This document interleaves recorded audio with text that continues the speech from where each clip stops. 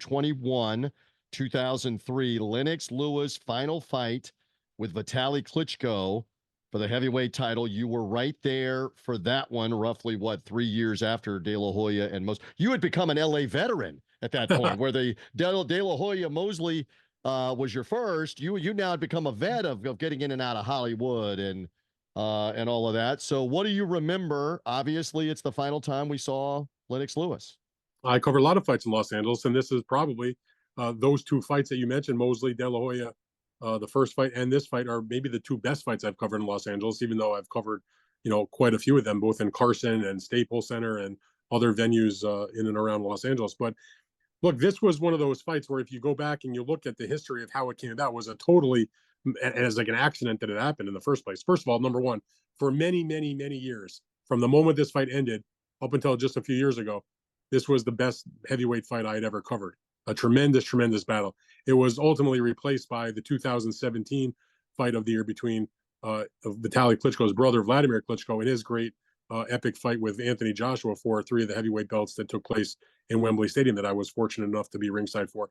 And then, as great as Lennox Lewis and Klitschko and Anthony Joshua and the other Klitschko were, it was supplanted by what is today the greatest heavyweight fight I have ever covered, and that was the heavyweight title fight, the third bout between Tyson Fury and Deontay Wilder, which is just another legendary, epic, all-time great heavyweight title fight. But Lewis against Klitschko was fantastic. But just to explain what happened, they were supposed to do a doubleheader. It was going to be an HBO pay-per-view fight, doubleheader. Lennox Lewis was in with one opponent, and Vitali Klitschko was in with another opponent. And the plan was do this as a pay-per-view, and then when they both win their fights, we will match them with each other in the fall in the mega fight, Vitali versus Lennox for the heavyweight title. But what happened was, in a couple of weeks or so, maybe 10 days or so, was very, very close to the fight. You had Vitali Klitschko's opponent, Kirk Johnson. I'll take that back. Lennox Lewis's original opponent, Kirk Johnson, had an injury. And when that happened, rather than completely take the card down, they basically said, what about doing the fight on an accelerated basis and forget this doubleheader nonsense? And not only did both sides agree, so I guess they paid off the opponent for Klitschko, who was supposed to fight somebody else, Cedric Boswell, if my memory serves.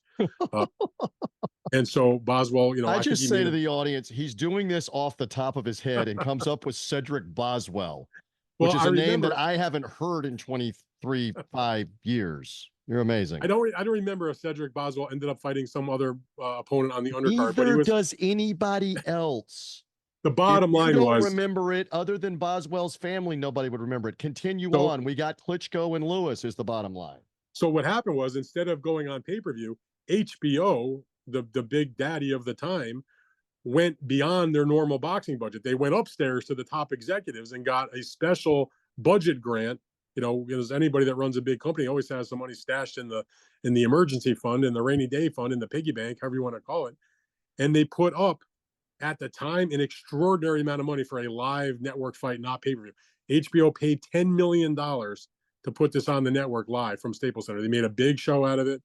And Lennox Lewis fought Klitschko instead of waiting till the fall. And they took it off of pay-per-view and put it live on regular HBO. That is amazing. That'd be like if they took like Alexander Usyk and Tyson Fury and put it on regular DAZN, or, took some other mega fight and put it on non-pay-per-view. It's like unheard of. They made a huge Canelo Benavidez is suddenly on regular. Right. Yeah, absolutely. Same sort of situation, because this was the heavyweight fight that everybody wanted at the time.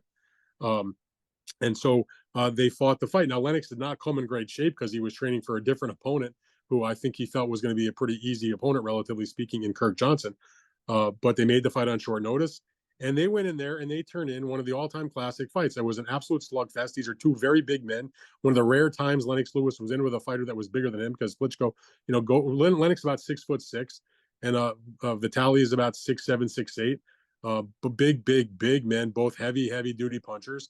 And they just went to town and they slugged it out. And, at the time of the stoppage, it is a fact that Lennox was behind on all three scorecards, which a lot of people have said in derisively towards Lennox. And my perspective is, okay, he was losing on the cards until he got the knockout. What the hell's the difference? He stopped him. It was a brutal, hideous cut that he inflicted on Klitschko over his eye. It wasn't from a headbutt. It was from clean punching. He had multiple cuts. And remember, Klitschko had a lot of grief against him because of the perception about how he quit against Chris Bird with a very severe rotator cuff injury that you can't see. You can see a guy when he's cut and bleeding.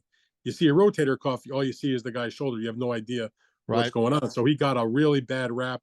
They called him Bitchko. They called him Quitchko. It was like a whole big to do when he quit that fight.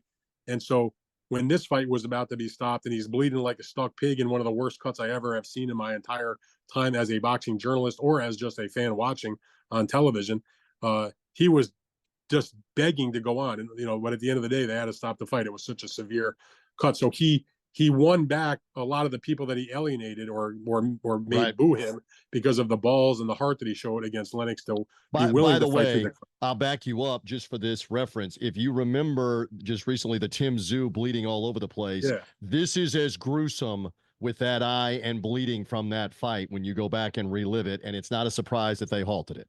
And you were So right there watching the blood and watching all of it. yeah, it was a rough one. It was a hell of a fight. And at that time, there's been now many, many more major fights in Los Angeles in the years that have passed since then, but there really wasn't a lot for a number of years. There were not a lot of big mega fights in Los Angeles. Yeah, De La Hoya Mosley, the first one that we talked about, that was one of them. And there hadn't been a heavyweight world title fight in Los Angeles, in a few decades. You had to go back a number of years before there was a Fury, heavyweight right? fight. Fury eventually fought Wilder in LA in their first fight, That's but that that's wasn't many what years till later, like though. 2019, right? It took Yeah, so 16 more years. but you got to go back into like I think the late '60s or early '70s before there had been another uh, heavyweight world title fight in Los Angeles. So that was another big deal. Uh, there was a lot of conversation that they would have a rematch. There was a lot of people chasing both guys around, throwing money around. In the end, Lennox, decided to retire. I think, and I had this conversation with Lennox over the years. He liked the idea of everybody chasing him for the rematch. He liked the idea of people throwing money at him. But in the end, he just didn't like the idea of going back to another training camp, to be in solitude for 8 weeks, to train his ass off, to go in there and fight Vitali Klitschko. Lennox had made huge amounts of money. He was not a young man anymore. And he retired on top. And I knew this at the time. I said this to Lennox personally. If you don't come back, your legend is going to grow with every passing year. Because when I was covering him as an active fighter, Lennox got a lot of grief from a lot of people. He never got the respect that he deserved. I was always viewed within the American boxing media as a Lennox guy. And I'm proud of that. I was a Lennox guy, and he deserved the accolades that he never got from a lot of my ringside colleagues who treated him like shit. I always gave him the respect that he deserved, and he proved himself Do to be you an all-time think great that's heavyweight. because of the two shocker losses to Sure. McCall and Rockman on the one punch that they would never give him the credit? Because despite that, he, as you've articulated, and we've talked about it even recently, he beats Evander Holyfield. He flattens Mike Tyson as well. And that was the But even year before that, before TJ, this. Yeah. but even before that, he beat he beat Tommy Morrison by Yeah. knockout. He beat Michael Grant by knockout. He beat Angel Galata by knockout. He knocked out Razor Ruddock in a brutal, in a big time knockout. I mean, he had beaten a lot of good fighters. I mean, he was not beating bums. He just did not get the credit because he didn't have a big personality. He didn't particularly love talking to the media. I think they held that against him. He spoke with the British accent. He didn't sound like a tough guy, but he could fight his ass off. And it was proven in this case because he stood up to Klitschko. Yeah, okay, fine. He was behind on the cards, but in the end, he as I've talked to you many times, he brought his own two judges because those two judges, the left and the right, ripped open one of the grossest, worst cuts you'll ever see in a heavyweight fight or any fight for that matter. And I always respected Lennox for the way he retired. He didn't stay too long. He walked away on top.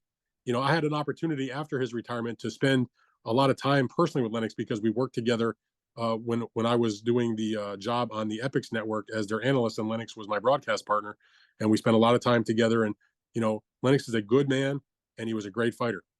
And this was the last. I mean, talk about going out on a high note. You fight one of the great heavyweight battles of all time. You retain the heavyweight title, and then a few months later, you have a press conference and you announce your retirement. And he And just did it in a very classy way. And you stay retired, which is Yeah. what your point is when he was tempted to maybe come out otherwise.